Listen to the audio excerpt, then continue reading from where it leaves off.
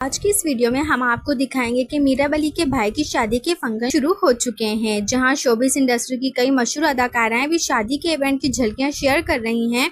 कुछ दिन पहले ही संगीत की तकरीब में मीरा वली के शानदार डांस ने सबको हैरान कर दिया।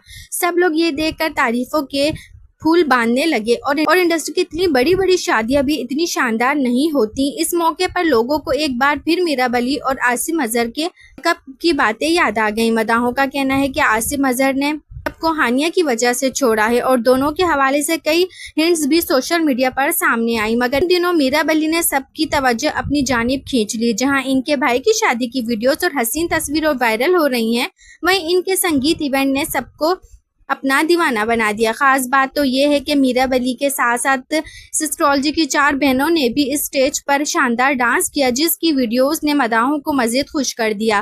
तो दोस्तों, ये थी ताज़ा झलकियां मीरा वली के भाई की शादी की। अब आप हमें कमेंट्स में जरूर बताइएगा आपको मीरा वली का डांस कैसा लगा।